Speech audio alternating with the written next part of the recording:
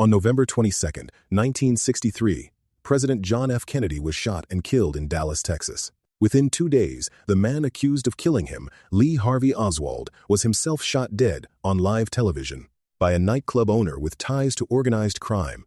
The United States government told us it was all a coincidence. Most Americans never believed them. In 1964, the Warren Commission concluded that Oswald acted alone. Case closed. Except it wasn't. In 1979, a second government investigation, the House Select Committee on Assassinations, reviewed the same evidence and reached a different conclusion. Kennedy was probably assassinated as a result of a conspiracy. 2 official government investigations, 2 opposite conclusions, and then they sealed the files. In 1992, Congress passed a law, the JFK Records Collection Act. It was simple. Every document related to the Kennedy assassination would be made public. The deadline was 1997.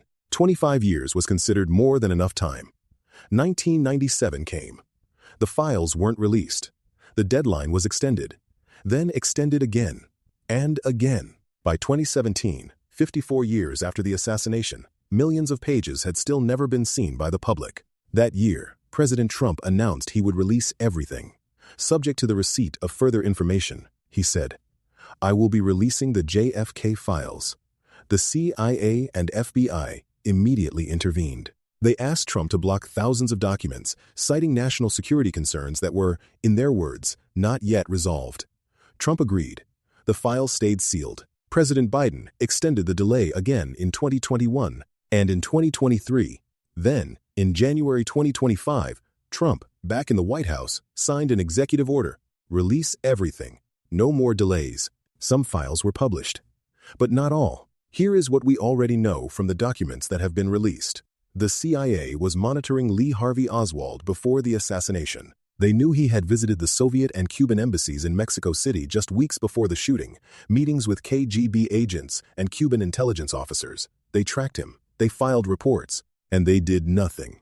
We also know that the CIA ran a program called AMLASH, a covert operation to assassinate Fidel Castro using Cuban agents. The operation was active in November 1963, the same month Kennedy was killed. We know that Jack Ruby, the man who shot Oswald, had documented connections to organized crime figures in Chicago and Dallas. His FBI file was 700 pages long. What we don't know is what's in the files that are still being withheld. After more than 60 years, the United States government has not been able to explain why documents related to the murder of a president remain too sensitive to release. The official reason is always the same: sources and methods, protecting intelligence assets, national security. But here is the question no one in the government has answered. What national security secret from 1963 is still dangerous enough, 60 years later, that the American people cannot be allowed to read it? Lee Harvey Oswald is dead. The KGB officers he met with are dead. Fidel Castro is dead. The Cuban intelligence agents from that era are dead. So who, exactly, are they protecting? Bearman stories. Because the history they taught you has gaps.